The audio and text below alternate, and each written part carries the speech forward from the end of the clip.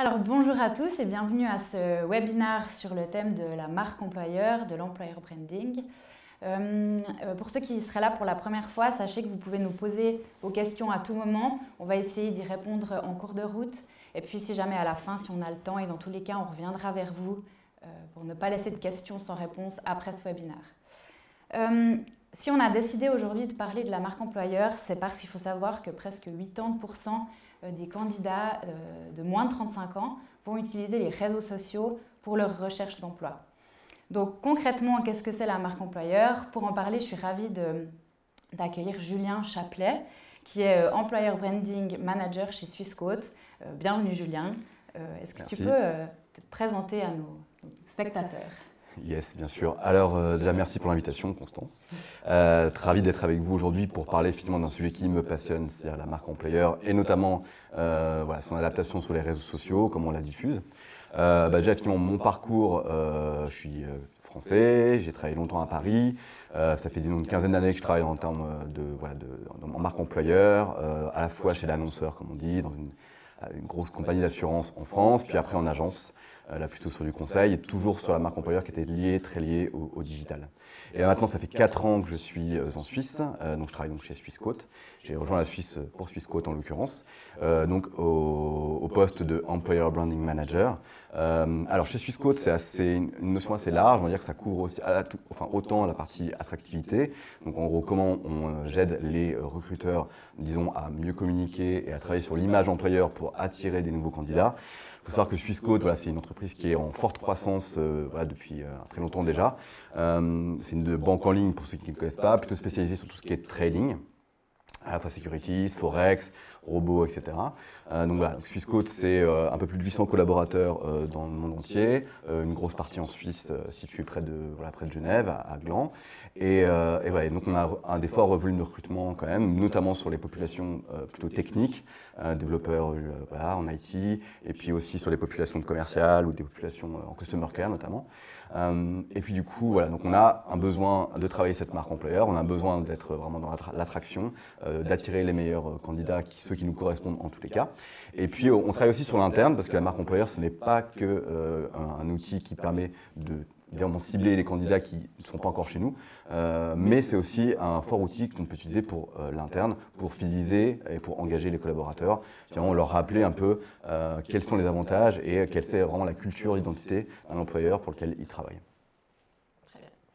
Donc en termes de définition, pour toi, est-ce que c'est des valeurs, la marque employeur, ou est-ce que c'est quelque chose d'encore plus global que ça? Ouais, alors effectivement, pour ceux qui connaissent moins les néophytes, si on prend la théorie, on va dire, de la marque, quelque chose un petit peu ronflant, on dirait que ce serait l'ensemble des signes distinctifs qui caractérisent et qui permettent de différencier en fait un employeur. Donc là-dedans, ce qui est intéressant, c'est de dire que on n'est pas sur vraiment les produits particulièrement, on n'est pas trop sur le corporate pur, la finance, les cibles investisseurs. La cible, c'est plutôt vraiment les collaborateurs et puis les futurs collaborateurs.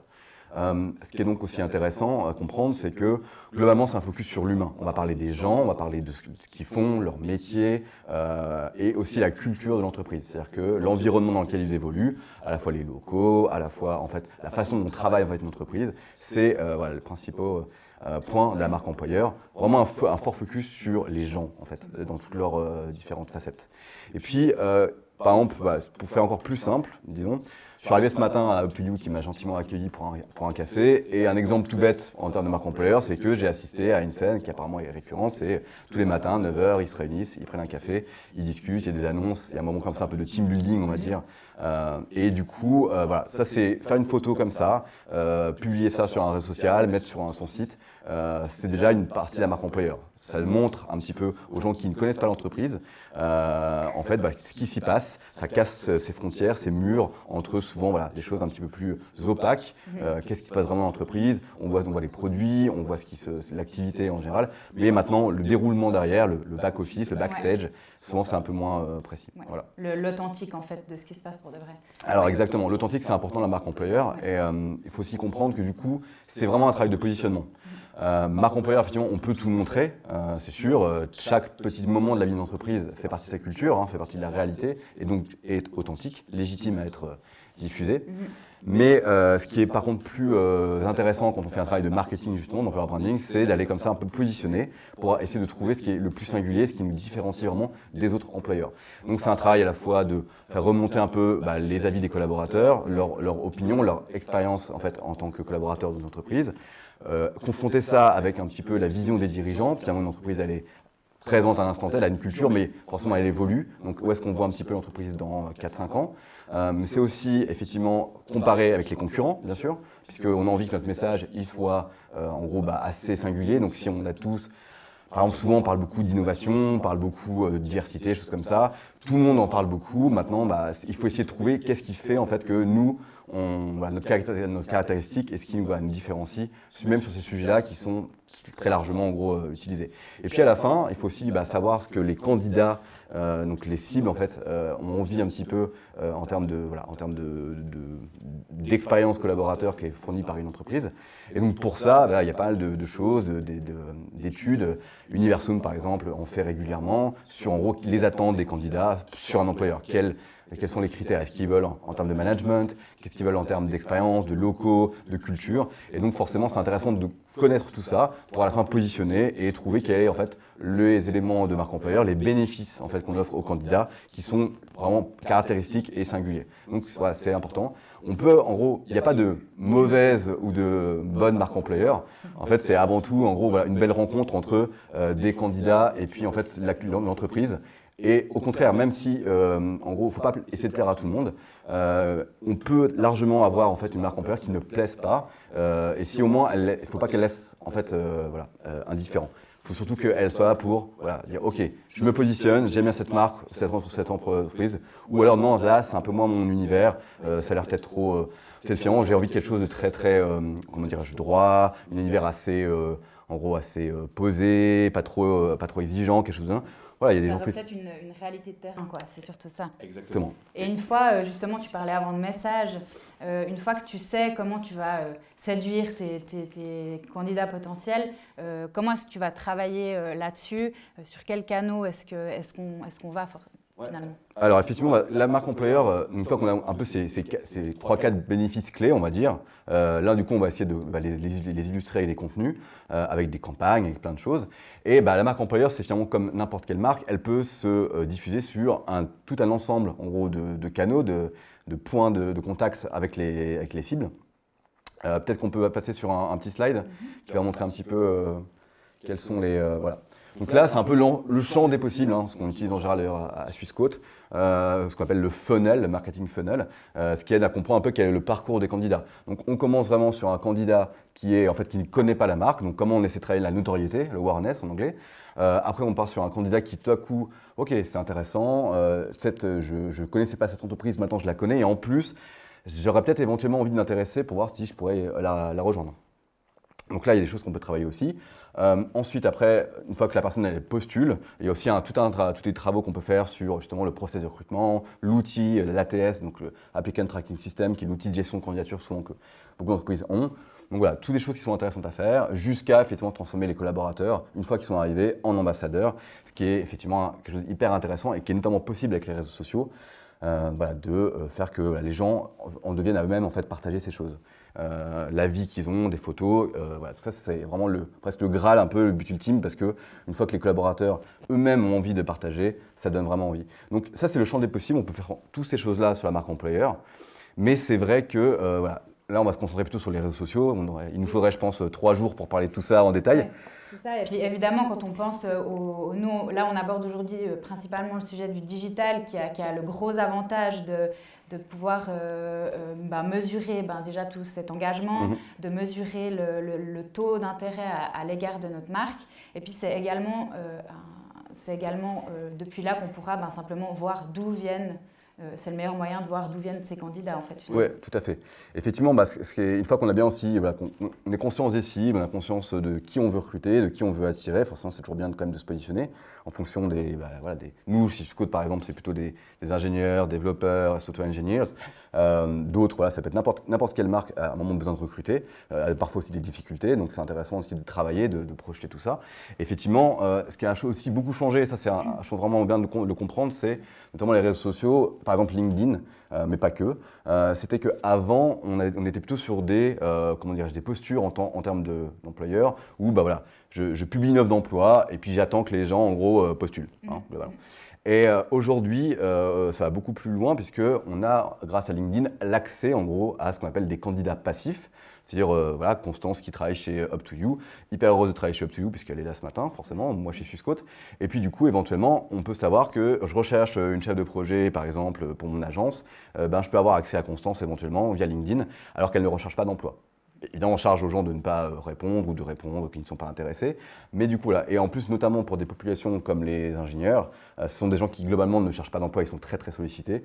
Donc, c'est ultra intéressant de pouvoir travailler sur cette marque, d'avoir ces contacts possibles grâce aux réseaux sociaux, puisqu'ils ont un compte, ils suivent des entreprises, ils sont actifs, ils ont des relations, et aussi par ces éléments viraux, ils peuvent voir en fait des contenus qui sont aussi partagés par leurs contacts sur LinkedIn, et enfin être voilà, en relation, en contact avec la marque et l'employeur. Et par rapport à tout ça, justement, typiquement sur LinkedIn, il y a beaucoup de contenus divers et variés qu'on peut publier pour justement attirer ces candidats potentiels. Est-ce que quel autre type de contenu pour toi exprimerait le mieux possible justement cette authenticité et comment est-ce que tu pourrais justement muscler au maximum ce message? Yes, alors effectivement sur les réseaux sociaux, on travaille habituellement sur un système de calendrier déjà pour commencer. Donc dans ces calendriers, voilà, on essaie de travailler un peu en anticipation, on essaye de planifier en fait un maximum parce qu'on ne peut pas produire des contenus tout le temps comme ça de manière assez ponctuelle. Il faut en fait préparer, réfléchir. Et pour ça, effectivement, il y a une façon un peu de les remplir ces calendriers. En général, c'est des calendriers mensuels, bimensuels en fonction aussi. Et je sais aussi en termes de fréquence. En général, on publie entre 2-3 posts par semaine. C'est assez bien en termes de fréquence. Maintenant, s'il y a beaucoup de choses à dire, on peut en mettre un par jour. Plus de 2 par jour, ça commence à être un petit peu compliqué, sauf sur Twitter, où là, Twitter, en général, on est à 3-4 parce que ça va très vite.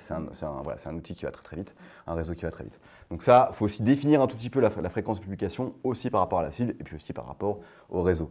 Parce qu'il y a évidemment un côté quand même stratégique là derrière où on a quand même envie de passer un certain message et puis il faut aussi garder aussi en haleine les utilisateurs qui ne nous oublient pas, que régulièrement il y ait des choses, qu'on ait des choses à leur donner en fait simplement. Oui. Et puis aussi au niveau de la crédibilité, voilà, plus on met du contenu, plus voilà, cette réalité est vraie et puis on montre du contenu qui est réel parce que tous les jours forcément on est dans ces locaux, tous les jours on est en interaction. Donc, je pense que c'est important de souligner. Exactement. Et puis, du coup, ces calendriers, on peut les remplir avec deux grandes catégories de contenu. Alors, il y a même des sous-catégories. Qui est, je dirais, plutôt les contenus, en gros, plutôt froids et il y a les contenus plutôt chauds. Aussi, un petit conseil aussi, évidemment, je parle des bénéfices clés qu'on peut identifier au début quand on se positionne un peu en termes de marque employeur. Ce qui est bien aussi, c'est toujours de dire que dans le mix des contenus, chaque contenu rentre dans un des bénéfices. On va dire, si par exemple on est une entreprise qui est plutôt apprenante, qui va plutôt prendre des juniors et les aider à se former, en gros à monter en compétences, il faut avoir des exemples autour de ça. Donc on va réfléchir à des contenus, il y a plein de façons de le faire. Mais voilà, donc toujours dire que ces contenus rentrent dans une grande ligne éditoriale, dans un grand axe, ça permet aussi de bien structurer et aussi à la fin de dire ok, j'ai envie de plutôt me faire un focus sur tel pilier, tel bénéfice. Et voilà. Et du coup, on sait qu'on a après un mix éditorial qui est à la hauteur des objectifs qu'on veut et ce qu'on veut vraiment transmettre. Pas toujours faire des contenus un peu n'importe comment, on va dire. Du coup, contenu chaud, contenu froid. Donc effectivement, en termes de contenu chaud, donc c'est des contenus qui sont liés à l'actualité et qui sont plus ponctuels, on va dire. Premier exemple, assez simple, mais en même temps qui doit être travaillé, c'est les offres d'emploi, donc les jobs qui sont ouverts. Donc là, en fait, on peut sur Instagram, on peut sur LinkedIn, sur n'importe quel réseau, partager un lien vers une offre d'emploi, partager une offre d'emploi avec juste un email si les gens n'ont pas forcément d'outils qui permettent d'aller vraiment travailler sur ces différents contenus. Donc voilà, et voilà, on peut partager et mettre en valeur ces offres d'emploi en disant « je recrute, voici le job, rejoignez-nous » avec 2-3 éléments. On a quelques exemples, je crois. On a quelques exemples là sur l'écran que vous pouvez voir. Ok, super. Avec une annonce de Coca et puis sans surprise de Swissquote qui sont aussi assez efficaces. Ouais, alors finalement, elle se différencie un petit peu. Coca, ils ont mis un gros Coca Recrute. C'est un visuel qui est souvent assez générique, mais voilà, qui au moins a le mérite, notamment sur LinkedIn, qui est quand même un réseau souvent un peu froid, qui permet quand même d'aller, voilà, ça attire l'attention, c'est du rose, c'est assez précis. Et puis voilà, il y a des petits emojis, des petites flammes, donc il y a un copywriting qui est assez friendly, mais assez voilà, en relation avec leur marque aussi à eux, Coca. Coca qui est une entreprise suisse, hein, que je pense que tout le monde pourrait connaître, à mon avis, ouais. Et puis côté Swissquote, nous on fait un peu encore différemment. On utilise finalement plutôt des photos avec un petit jeu de mots sur justement les jobs. Voilà, donc on essaye de un petit peu jouer sur le fait que par exemple là on est sur un IT engineer, mais en fait le caractéristique principal de cet IT engineer, ce qu'on lui demande c'est à la fin de résoudre un peu des problèmes. Donc dans ce côté, c'est le mindset, problem solver, et on travaille comme ça un peu sur voilà, sur des choses qui sont en lien aussi avec notre marque côté Swissquote qui est Challenge the Code with Us. Côté marque employeur, où là, pareil, on challenge en fait en disant nous, on ne cherche pas que des IT engineers, on recherche des gens qui ont cette mindset, cet état d'esprit qui est plutôt dans la résolution des problèmes. C'est justement très humain, où là vous montrez que vous connaissez le métier, parce qu'il y a des fois, on peut voir des offres d'emploi où on se dit, bon, bah, mais ça reflète peut-être pas exactement le métier qui est, enfin, la personne qu'on cherche. Là, on a, tu montres, tu prouves par ce poste que tu connais le métier, que tu t'adresses à lui, tu es un problem solver, on le sait parce qu'on connaît ton métier, on sait qui tu es. Et voilà, donc pensez à qui on s'adresse. Il y aura plusieurs sortes de postes à pourvoir chez vous, mais tu ne vas pas t'adresser la même chose à chacun. Et ce sont d'ailleurs des choses qu'on travaille. Alors moi, je travaille au service marketing chez Swissquote, mais évidemment, je travaille en étroite collaboration avec mes amis des RH. Mais là, par exemple, ces postes de job, à chaque fois, on valide les petits mots comme ça, les petits jeux de mots avec le mot rayé et le mot en noir, là, que vous avez pu voir. On le valide avec les managers. Donc, vraiment, on est aussi en collaboration avec le terrain. Ça, c'est aussi un conseil que je peux donner, c'est que tout communicant que je suis, je ne suis pas dans l'opérationnel, je ne suis pas dans de ce que les gens vivent, même si je commence, après 4 ans, à quand même pas mal connaître maintenant ce qui se passe côté activité chez Swissquote, mais je ne suis pas un ingénieur, donc c'est toujours bien quand même d'aller, voilà, toujours rester en relation avec la cible, bien vérifier quand même que ce qu'on publie, ça fasse sens à des gens qui sont finalement la cible aussi qu'on veut recruter. Je crois qu'il y a aussi un autre exemple qui était un peu plus... Alors ça, c'est un autre exemple que je trouve sympa. Alors peut-être que vous n'aurez pas à lire, mais je pense que vous pourrez retrouver aussi éventuellement après les choses. C'est Bagelstein, en fait, qui est une entreprise de restauration rapide et qui fait des bagels, comme son nom l'indique. Et là, en fait, ils recrutent un community manager et ils ont vraiment repris un peu des posts, en fait, des captures d'écran avec des commentaires qu'ils ont eus. Et donc là, il lit ça vraiment en fait, au job du community manager qui dit en gros, est-ce que tu es capable de répondre à ça et voilà, donc ça c'est très fun. Bagelstein d'ailleurs, c'est une entreprise qui est très très intéressante en termes de com. Ils sont assez, comment dirais-je, ils vont assez loin, ils sont assez fun. Donc je vous invite aussi éventuellement à les suivre. Ouais, c'est intéressant la façon dont ils travaillent leur marque, et notamment les offres d'emploi, c'est toujours assez fun. Ils ont un copywriting, une façon de présenter les choses très, très détendue, mais c'est assez intéressant. C'est ça, on les reconnaît en fait, c'est surtout ça. Et puis, voilà. Tout le monde ne peut pas se permettre de s'adresser comme ça à des futurs employés. Oui. Mais eux, ils le font et puis ça fonctionne. Et puis quand ça fonctionne, autant aller à fond dans cette direction-là. C'est ça, parce que c'est très lié à leur culture, c'est très lié à leur marque, ils peuvent se le permettre. Swissquote, en tant que banque, on ne peut pas aller aussi loin. On reste quand même une banque, même si on est une banque technologique, avec une culture quand même assez friendly, assez ouverte. Voilà, on est très diversifié, on est des gens plutôt moyenne d'âge de 34 ans, donc ça reste très jeune. Donc on peut se permettre quand même d'avoir dans cette culture employeur des choses qui sont assez détendues en termes de langage. Mais voilà. Le côté banque suisse qu'on ne peut pas laisser de côté. Voilà, il faut trouver le juste milieu, forcément. Voilà. Ok, et puis du coup, autre manière de catégorie de contenu un peu chaud, évidemment, c'est parler aussi de tout ce qui est événements au sein d'entreprise. Donc on peut gérer des événements qui soient à la fois des gens qui participent à des conférences, des événements, des salons, des événements en fait de tout autre, qui soient externes, comme je viens de dire. Vous êtes par exemple sur un forum de recrutement, mais vous êtes aussi sur un speaker d'une conférence, c'est intéressant. Mais aussi des événements internes, en fait, des soirées d'entreprise, des staff meetings, des annonces et tout. Ce qui est toujours intéressant, c'est de montrer en fait, aux gens que il y a une vie, il y a un lien social qui se crée dans l'entreprise et ça les permet de se projeter forcément. Ah ok, tiens, ils font cette soirée-là, ils ont cet événement. On sent qu'il y a une communication interne, qu'il y a une volonté, par exemple, un zoom de dirigeants qui veulent faire un peu un point d'étape sur l'entreprise, etc. Ça, c'est vraiment toujours important de le montrer parce que globalement, ça montre en fait un peu ce qui se passe dans l'entreprise, mais surtout en fait cette communication et cette envie d'information qui est faite par le corps dirigeant quand c'est le cas.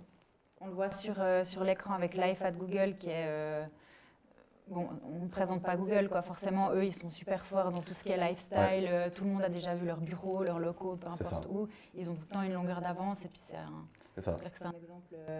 C'est un exemple. Et ce qui est intéressant aussi sur cet exemple-là, en fait, c'est qu'on voit que la photo, je dirais, c'est pas une photo de studio, quoi. Le mec, il est l'un levé avec un écran par-ci, mais une fois de plus, on revient sur l'authenticité. C'est que des fois, il faut savoir trouver le juste milieu, on va en parler un petit peu après, entre justement des choses de très produits, de très travaillés, de très brandés, et puis finalement des choses qui sont dans l'instant, où on voit quelqu'un pour une photo, c'est juste une photo pas floue, nette, mais ça suffit à montrer en fait qu'il y a une vie, et surtout les gens se disent ok, ça c'est quelque chose qui se passe vraiment, c'est pas quelque chose qui est mis en scène, c'est la personne qui est là sur scène en train de vivre et de représenter son entreprise, et c'est assez intéressant de le montrer. Donc pas toujours besoin de moyens gigantesques non plus pour travailler la marque employeur, un bon appareil photo, un smartphone, ça suffit largement pour faire déjà des choses qui sont intéressantes.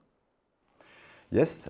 Après, on a aussi effectivement sur les parties, là on n'a pas montré en termes d'exemple, mais on peut aussi montrer les nouveaux arrivés, c'est intéressant, des apprentis qui arrivent, ça c'est des choses qu'on a pu faire aussi notamment en Swissquote, mais qu'on se voit partout, mais voilà, c'est intéressant aussi de montrer qu'il y a une vie, il y a des mouvements d'entreprise, ou aussi par exemple des nominations, on a recruté une nouvelle personne, ou aussi des gens qui par exemple changent de poste, des évolutions de carrière qui sont du coup des contenus un peu chauds. Ou alors aussi, par exemple, montrer aussi un peu le behind the scenes derrière en fait, la sortie d'un produit. Donc on peut dire, voilà, vous avez sorti un nouveau produit, une nouvelle activité, qui s'est occupé de ça chez vous, comment ils ont fait, c'était quoi les challenges, voilà, c'est des choses qu'on peut aussi montrer facilement. Après, effectivement, sur les contenus plus froids, pour passer, là, on a des choses qui sont aussi possibles de faire, notamment assez simplement.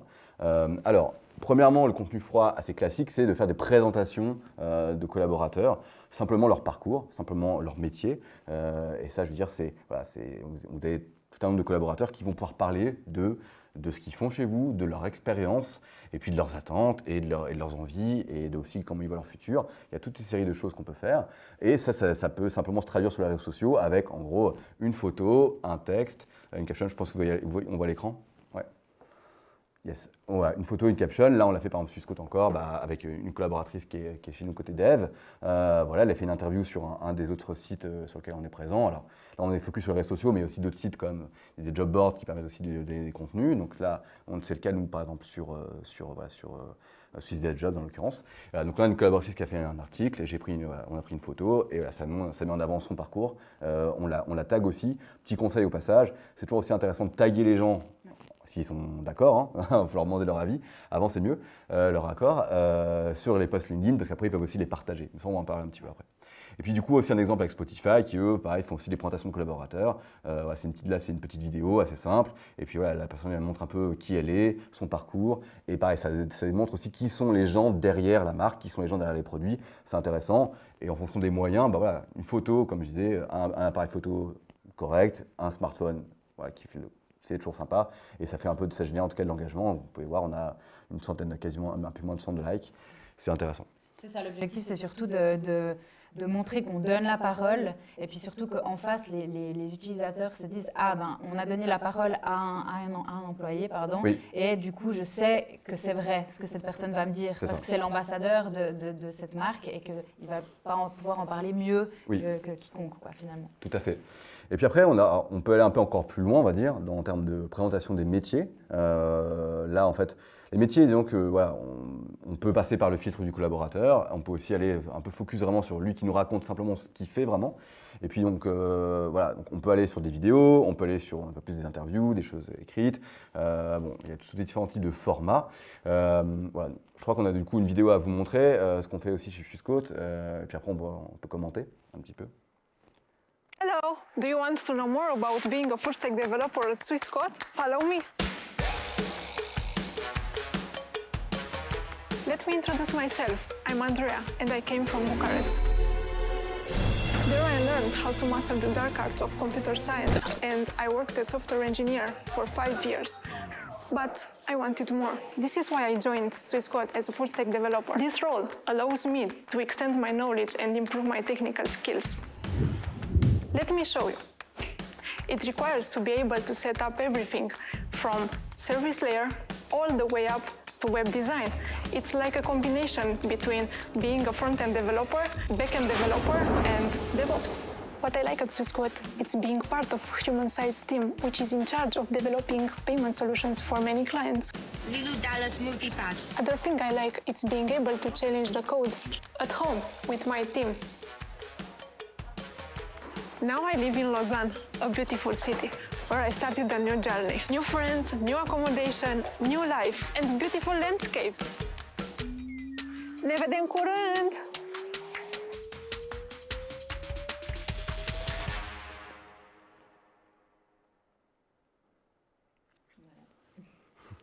Yes, alors du coup, ça c'est finalement une job story qu'on a travaillé en fait sur des formats assez courts. En fait, on a aussi un conseil que je peux vous donner, en général pour travailler sa marque employeur.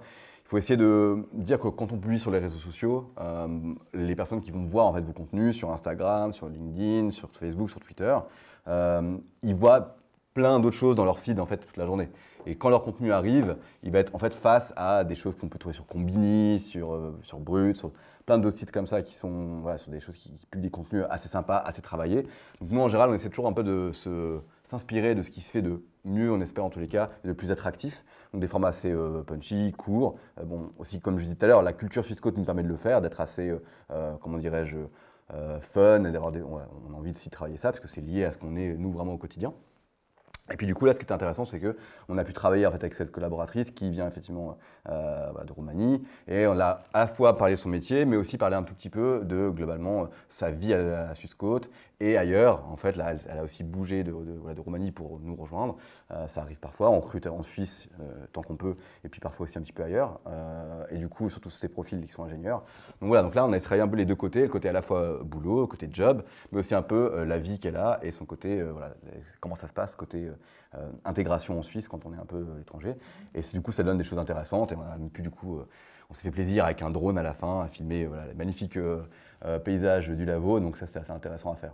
Et en tout cas, ce qui est bien aussi de dire, c'est que chaque contenu qu'on fait de Job Stories est travaillé. Je passe en général 1 heure d'interview préalable avec les collaborateurs, afin que eux, en fait, là c'est un peu un travail de journaliste, et en fait que eux me donnent en fait, ils racontent leur histoire, et que j'essaie de tirer justement des choses qui sont intéressantes, qu'on peut aussi un petit peu détourner, comme vous avez pu voir, en termes de voilà, d'image. Amener un côté visuel assez intéressant, quoi. C'est exactement. Ça ouais. C'est ça. Et puis et surtout éviter d'avoir des choses trop, comment dirais-je, génériques, des discours un peu convenus, en fait, en disant oui, j'aime travailler chez Swissquote, c'est génial. Ouais, non, personne, ça n'intéresse personne. Donc, il faut essayer de tirer comme ça des choses qui sont de leur quotidien et des particularités qui font que voilà, leur portrait va être assez singulier et attractif. On en a une deuxième, justement, là, un deuxième exemple où là, on reste dans les locaux, ouais. Ce qui est aussi une bonne idée à donner. Est-ce que je la lance? Parfait. Guys, meeting in 5 minutes, huh? Ready to discover my job? Let's go. Hello, I'm Thomas from Argentina. After studying engineering and having a series of roles as analyst and developer, I became a product owner at Swissquote. Because like Diego, I love achieving goals. My job here is to help a team of engineers and designers to deliver our product roadmap. I drive my projects by synchronizing with all the stakeholders. It's a tactical and cross-functional job that requires you to speak with a lot of different people. So it requires you to be fluent in business, but also get the technical lingo. And guess what? I'm in charge of one of the most exciting products, cryptocurrencies trading. You know, this Bitcoin stuff. We choose to go to the moon. We have an active role in this new industry. We're part of the story. This is what gets me out of bed in the mornings. Okay, that's all, huh? I need to send a meeting notes to the team. See you. Voilà, donc là, c'est le même système, c'est le même format. Maintenant, effectivement, le but, c'est aussi de parler, en gros, sérieusement d'un job, mais sans se prendre au sérieux. Donc du coup, dire, OK, on rit, là, on fait un peu des effets de caméra, la personne le fait comme si elle est devant la fenêtre et tout. On joue aussi clairement avec des choses qui peuvent se faire des fois un peu comme dirais-je, un peu fake, un peu factice. Et nous, on essaie de jouer un peu sur ça en disant, voilà, on joue avec ces codes, mais on les bouscule un peu, c'est la marque de fabrique Swissquote.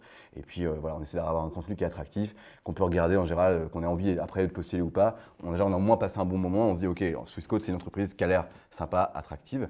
Mais bien, il y a plein d'autres entreprises qui font des vidéos. Alors, voilà, ils ont chacun aussi leur particularité. Mais voilà, le petit conseil aussi là-dessus, c'est voilà, pour que ce soit intéressant sur les réseaux sociaux, pensez sur les formats qui fonctionnent bien, assez courts, assez dynamiques. Et après, le travail peut se faire, un lien, ils peuvent après recruter. Nous, en tous les cas, quand on a publié ces vidéos, en général, c'est assez un carton. C'est dans les meilleurs posts qu'on fait sur LinkedIn ou Instagram. On a vraiment des super taux d'engagement, c'est-à-dire que le nombre de personnes qui réagissent, qui partagent, qui likent sur les nombres de gens qui voient, donc sur les impressions. Et ça, en général, ça fonctionne hyper bien. Donc c'est vraiment des contenus très de qualité sur lesquels aussi on repose beaucoup pour créer une image. Et même je vois des gens dans les recrutements reparlent au RH en disant « Ah, mais oui, je m'en souviens, j'ai vu cette vidéo, c'était assez fun et tout. » Et là, c'est un peu de l'accomplissement. Genre, voilà, là, t'as vraiment… Là, c'est super fun, ça donne vraiment envie de venir aussi. Donc, il y a déjà eu des remontées qui ont été faites comme ça. Là, on se dit « Ok, on a quand même bien fait le travail. » C'est quand même ce côté justement très travaillé, très esthétique quand même. Il faut quand même le dire. On voit que c'est pas fait non plus avec le téléphone.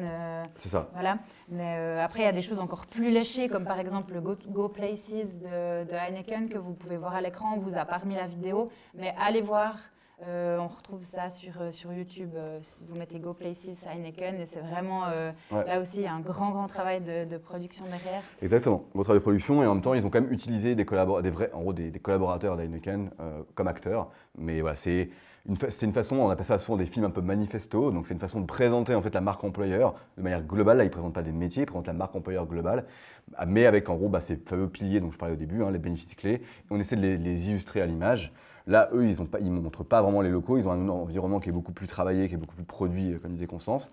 Mais c'est aussi une façon de le faire et voilà, on peut lier en fait à la fois des choses qui sont très ancrées dans la réalité, dans le quotidien, et des films comme ça qui sont un peu plus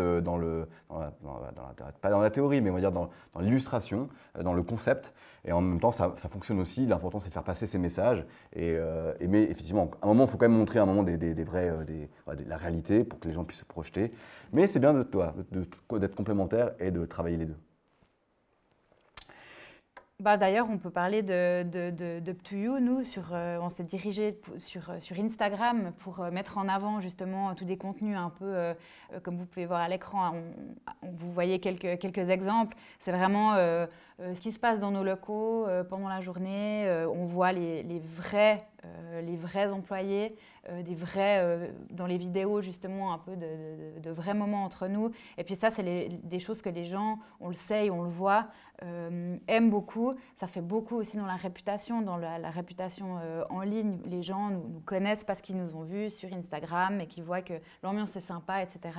Et on voit qu'on n'oublie pas de travailler, mais qu'on n'oublie pas non plus de retrouver une cohésion entre nous. Et puis ça, c'est quand même vachement important de le montrer aussi parce que énormément d'employés cherchent un travail dans lequel ils pourront trouver une balance entre la vie professionnelle, la vie privée, et puis aussi avoir justement cette balance-là. Et je trouve que, en tout cas, c'est ce qu'on essaie de faire au maximum sur Instagram, c'est de montrer qu'ici, on peut balancer justement ces deux Et c'est justement ça, en fait. Il y a aussi une catégorie qu'on peut justement travailler sur les réseaux sociaux, c'est tout ce qui est le perks and benefits, et montrer finalement c'est quoi la culture, c'est quoi l'ambiance, mais aussi finalement des choses qui sont plus liées aux avantages qu'on peut avoir à travailler dans une entreprise. Donc ça, c'est aussi vraiment intéressant.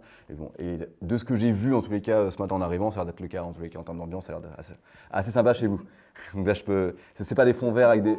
Je peux a priori… de ce que j'ai vu, ça a l'air vraiment cool. Donc c'est cool. Exactement. Du coup, on a encore un autre format… Pas de surpromesse, c'est bon. La réalité du terrain est bien exprimée.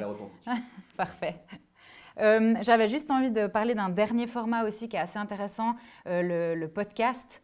Où, en tout cas, je pense que de plus en plus de personnes écoutent des podcasts. Et il y a Louis Vuitton qui a fait récemment… qui a fait des podcasts avec ses employés où chacun en fait ont leur mot à dire, leur expérience à raconter, et puis c'est d'autant plus, je trouve, symbolique de vraiment donner littéralement la parole aux employés, et puis qu'on puisse les suivre, voire la plupart ont pu évoluer dans l'entreprise, du coup ils en parlent, et je trouve que c'est un format aussi super intéressant auquel on peut penser. C'est que le podcast, effectivement, a beaucoup de beaux jours devant lui. C'est un format de plus en plus écouté. Notamment, peut-être le confinement a fait beaucoup. Les gens ont commencé un peu à écouter des choses. Voilà, donc c'est intéressant de le travailler. On ne fait pas encore chez Swissquote. Nous, on fait tout ce qui est blog. On a un tech blog aussi où des ingénieurs écrivent des articles qu'on relaie aussi d'ailleurs sur les réseaux sociaux. D'autres le font, Airbnb, je pense aussi à Spotify. Donc ils ont comme ça des blogs qui sont intéressants et qui permettent aussi d'avoir un format un peu plus long, ce qui est bien aussi. Mais la personne, elle prend un peu du temps à écrire. On peut aussi l'accompagner, ce que j'essaie de faire moi côté marque employeur, d'accompagner les gens pour qu'ils puissent rédiger et puis avoir des contenus de qualité. Mais souvent, les contenus viennent d'eux et ça, c'est le Graal. Et ça me permet de faire un peu le pendant avec une autre chose dont on parlait un petit peu tout à l'heure. Au début, c'est tout ce qui est employee advocacy, puisque en fait, la force qu'on peut demander, ok, mais finalement, on publie tous ces contenus sur les réseaux, mais à la fin, comment les gens nous connaissent, comment les gens ils se dirigent, comment ils s'abonnent, ils ont envie de s'abonner. Et là, il y a deux choses. Il y a des campagnes qu'on peut faire là plutôt payantes, donc sur LinkedIn, sur Instagram, on peut faire des campagnes de publicité targetées. Donc ça, c'est assez bien parce que du coup, on peut être vraiment toujours dans cette envie de se positionner et d'avoir une cible précise, pas forcément envoyer à tout le monde alors qu'on a des envies de recrutement précis. Et puis, le deuxième avantage, c'est finalement ce qu'on appelle un peu l'employee advocacy.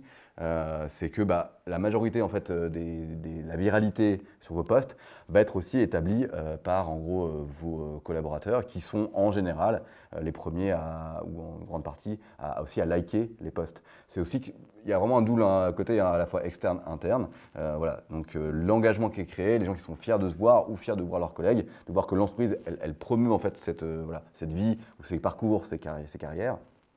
Ces jobs, voilà, c'est quelque chose qui est important. Et voilà, donc ça peut se faire très naturellement, de manière organique, on va dire. C'est-à-dire que les gens, simplement, eux, sont abonnés déjà à votre page, ils vont partager. Et en plus, quand ils partagent, leur réseau va aussi voir ce qu'ils ont aimé. Donc ça, c'est bien, notamment sur LinkedIn, de le comprendre. Et puis, il y a aussi en fait, une façon aussi de l'organiser, on va dire, de le susciter côté marque employeur notamment. Donc là, il y a des programmes ambassadeurs qu'on peut aller construire pour mettre en avant les collaborateurs principalement, ou aussi les informer que voilà, on a publié tel contenu, on va publier tel contenu, on a besoin de vous un peu pour liker. Moi, notamment sur la partie offre d'emploi ou même des job stories, évidemment, je tag les gens et avant de les taguer, je leur dis tiens, si tu peux effectivement partager à ton réseau, en interne, à qui tu veux, ce serait vraiment super sympa. Comme ça, ça booste la viralité du post et on voit que ça a des effets quand même qui sont importants. Et puis d'ailleurs, dans LinkedIn aussi, petite astuce, il y a aussi maintenant une fonctionnalité qui s'appelle notifier les employés, où là, en fait, on peut mettre un petit push comme ça, notification sur un contenu. Alors, il ne faut pas le faire trop, d'ailleurs, c'est limité par LinkedIn en termes de fréquence. Mais voilà, on peut informer, alerter ses employés que là, on a publié quelque chose qui, a priori, devrait les intéresser. Donc ça, c'est bien. Et en fait, ces fameux collaborateurs ambassadeurs, comme je disais un peu, c'est un peu le Graal, c'est un peu l'ultime quand on fait un travail de marque employeur, c'est de l'aider. Et puis, quand c'est surtout organique, c'est génial. Et nous, quand je vois qu'un collaborateur a partagé une vidéo de nous ou a liké sur LinkedIn, franchement, là, on est hyper content. Les meilleurs ambassadeurs. Oui. D'ailleurs, je vois qu'il n'y a pas trop de questions, donc j'espère que ça veut dire que c'est clair pour vous. Et si ce n'est pas le cas, on est toujours là, vous pouvez toujours nous contacter sans problème. J'aimerais bien, Julien, avoir de ta part quelques conseils peut-être pour des gens qui nous regardent et puis qui aimeraient peut-être penser ou repenser leur marque employeur. En 2-3 mots, qu'est-ce que tu leur dirais? Alors effectivement, vraiment, le plus important, c'est de construire en gros vraiment ces piliers. Ça, c'est essentiel parce que ça permet vraiment d'organiser le travail. C'est de dire, OK, quels sont les bénéfices que j'offre en termes d'employeur? Donc 4-5 en général, pas beaucoup plus, sinon ça devient un petit peu compliqué. Mais voilà, les bénéfices clés que vous offrez, ça vous donne votre grille et votre framework sur lequel après vous pouvez travailler sur ces contenus. Quand vous dites, OK, je dois penser à être entreprise apprenante, ou alors, en gros, parler plutôt de l'atmosphère qui est très cordiale, très sympa, ou du côté hyper sérieux, hyper exigeant de l'entreprise, parce que voilà, on est sur des métiers très pointus. Tout ça, ça se travaille et ça va vous donner votre clé un petit peu de répartition après des contenus. Donc, chaque pilier a des contenus qui sont liés, avec différents formats dont on a vu. Mettez vraiment planifié, anticipé, puisque Aussi un conseil, en fonction aussi de la taille de votre entreprise. Alors si c'est une entreprise qui n'est pas trop importante, c'est-à-dire que les validations sont plus simples. Si on commence à monter un peu une entreprise un peu plus moyenne ou grande, là effectivement, faut quand même avoir cette relation avec les HR pour travailler sur le casting, qui on va mettre pour promouvoir ces différents axes. Et ça, c'est important quand même de pouvoir valider, en discuter, être sûr que les personnes sont les bonnes qu'on peut choisir. Donc s'il y a quand même un petit travail, donc il faut anticiper, il faut planifier. Vous avez vu, on peut travailler contenu chaud, contenu froid, donc on peut anticiper pas mal de choses en termes de contenu sur les carrières, les parcours, donc ça c'est possible. Donc ça c'est vraiment un conseil. Mettez-vous des calendriers, planifiez. Et après, il y a des outils d'ailleurs sur les réseaux sociaux, certains gratuits, qui permettent de planifier aussi, directement, dire ok, on travaille tous ces contenus et on les planifie pour le mois suivant. Donc ça c'est important. Et puis à la fin, comme je disais aussi, pensez justement à partager en interne avec les collaborateurs. Et puis à la fin, les réseaux sociaux, c'est quand même des choses qui sont encore assez jeunes en termes de durée de vie. On commence à être assez mature dans l'utilisation, mais on peut aussi tester. Il y a encore du test and learn, comme on dit, il y a encore des phases d'apprentissage, et il ne faut pas avoir trop peur, globalement. Il faut tester à la fois des formats, voir ce qui se passe sur 2-3 mois, et puis, comme disait Constance, il y a des moyens de mesurer l'engagement, de mesurer l'intérêt que les gens portent à vos contenus, de mesurer aussi si, par exemple, vous arrivez à augmenter votre type de cible sur LinkedIn. On peut voir d'où viennent les followers, etc. Donc ça, c'est assez intéressant. Les KPI, ils sont assez simples à récupérer sur LinkedIn, notamment, sur Instagram aussi ou autre. Et puis du coup, oser les formats, oser les contenus, et aussi oser parfois d'autres plateformes. Il y a 2-3 exemples qui sont intéressants, de gens qui ont une agence qui avait recruté sur Airbnb, par exemple. Ils avaient mis leurs locaux en location, en fausse location. Ils recrutaient des stagiaires. Ils disaient, est-ce que vous avez envie de louer ces locaux? C'est un truc détourné, c'est sympa. J'ai vu récemment qu'il y a des gens qui ont fait une campagne de pub sur Tinder. Donc en fait, parce que globalement, des fois, on n'a pas toujours des gens qu'on recrute qui ne sont pas toujours présents sur les réseaux. Typiquement, aussi, il faut choisir ses réseaux. LinkedIn, disons que c'est assez bien pour les fonctions support, technique, etc. Mais peut-être que si vous recrutez éventuellement des fonctions un peu plus ouvrières, des garagistes, je sais pas, ou des boulangers, peut-être qu'ils ne sont pas forcément sur LinkedIn. C'est vrai que c'est des populations qui sont un peu moins présentes. Ça, c'est pareil, il faut aussi varier aussi un petit peu, bien comprendre qui vous recrutez dans le choix. Et en tout cas, oser, il y a plein d'exemples qu'on appelle de hacking un peu, où des gens vont essayer un petit peu de recruter différemment et tenter des choses qui sortent un tout petit peu de la tête. Je pense que Twitch, d'ailleurs, pourrait être vraiment un outil, du temps que certains commencent déjà. Bon, autre petit conseil, un Twitter, par exemple, c'est très lourd en termes de contenu. Il faut beaucoup de contenu pour exister sur Twitter. Twitch, pareil, il faut quand même pouvoir faire des formats, des vidéos, des choses qui sont un peu qualitatives, avoir des choses à raconter. Donc, pas non plus se lancer dans des choses tout en n'ayant pas conscience de l'impact en termes de charge que ça va produire. Mais en tous les cas, il faut rester assez libre. Et puis un dernier petit conseil aussi quand on se lance sur les réseaux sociaux, évidemment, il y a tout ce qui est commentaires, gestion des communautés. Préparez aussi un tout petit peu des commentaires à l'avance sur certains sujets qui peuvent vous être posés pour ne pas se retrouver non plus trop en difficulté. S'il y a un commentaire, ça peut arriver des fois un peu plus, qui peut être un peu plus chaud. Ouais, c'est ça, à gérer. On est sur des réseaux sociaux, il faut bien comprendre que finalement, c'est comme si vous êtes dans une conversation entre des gens privés. Vous êtes une entreprise. Au départ, les réseaux sociaux, c'est fait pour des conversations entre des personnes, des individus, vraiment. Donc, nous, les contenus qu'on envoie, en fait, il faut penser faut qu'ils soient intéressants. Et puis, si on envoie un contenu, c'est logique qu'on ait pas simplement un like, mais aussi parfois des commentaires, des interrogations, des questions. Souvent, c'est quand même très bienveillant, globalement. Il y a quand même peu de cas. Mais voilà, faut quand même en tout cas penser qu'il faut à un moment répondre. Donc, ça se prépare et ça se prépare. Pensez aux sujets qui sont les plus courants et puis avoir un peu des grilles de réponse, si possible, pour pas éviter de répondre 4 jours, 5 jours, 10 jours après, quoi. C'est un vaste sujet sur lequel on pourrait encore débattre pendant de longues heures. Mais pour aujourd'hui, je pense qu'on a abordé le plus gros et la bonne partie du sujet. Merci beaucoup, Julien, pour ta présence et pour tous ces bons conseils. Nous, on est là si vous avez des besoins d'encore plus de conseils. Vous pouvez toujours nous contacter. J'espère que ça vous a intéressé, que ça vous a plu. Et puis, je vous souhaite à tous une bonne journée et à bientôt.